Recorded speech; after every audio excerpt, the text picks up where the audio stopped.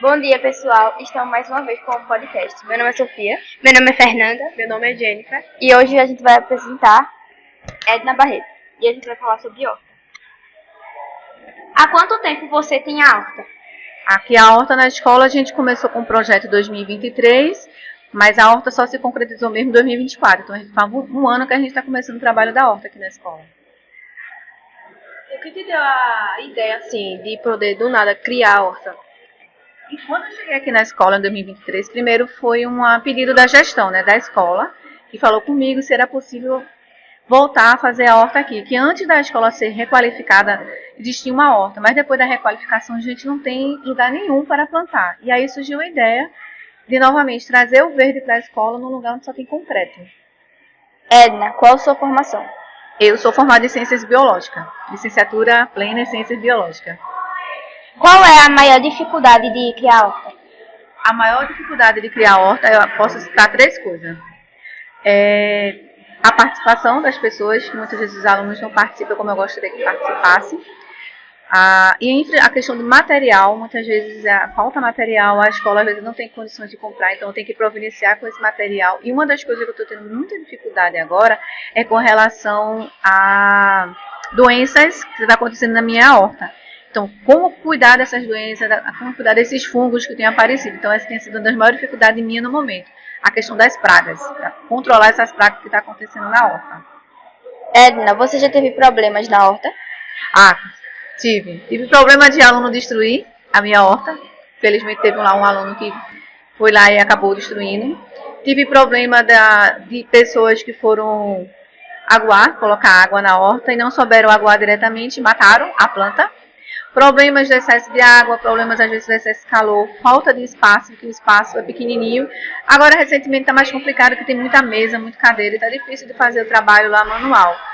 E a questão também de maior problema agora é conseguir fazer a minha ideia, que é a irrigação automática. Pegar a água do ar-condicionado e levar para as minhas plantinhas, para no final de semana ou nas férias a gente tem como ela se irrigar. E nem eu quero vir para a escola, imagino os alunos.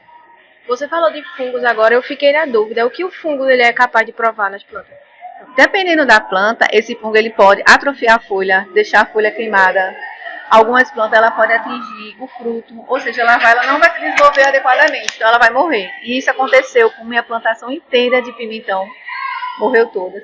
A berinjela está acontecendo isso com ela, mas aí eu consegui fazer um fungicida que não seja tóxico e a gente está conseguindo aos poucos controlar essa praga lá no caso do fungo. O fungo principalmente é o tempo, a umidade, como está chovendo, essa umidade, então algumas plantas são mais sensíveis a alguns tipos de fungos. Edna, você acha que é preciso ser um especialista para ter uma horta?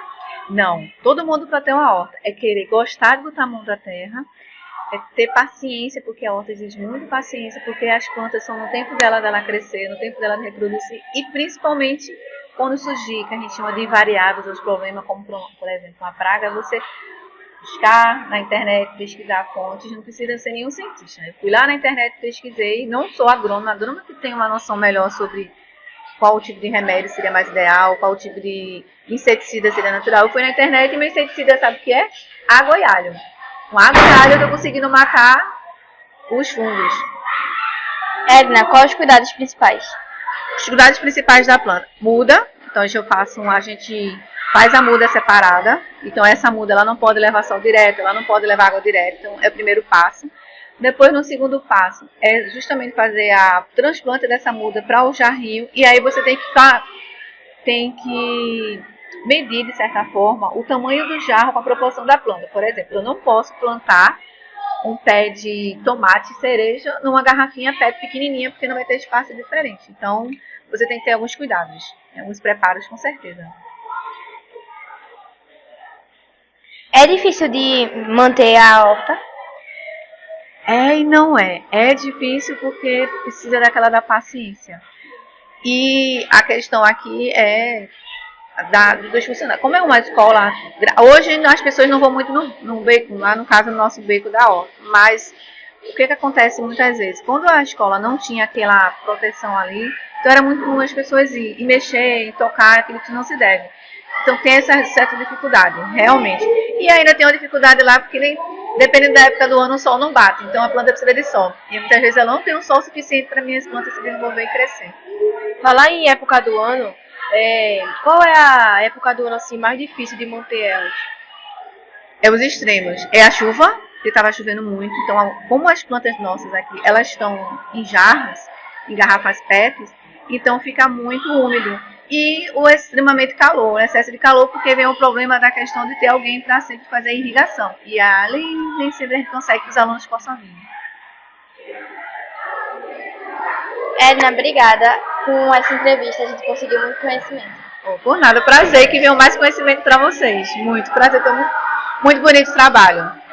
E virem repórteres e que tenha muito podcast para ensinar as pessoas. Valeu, menina. Obrigada.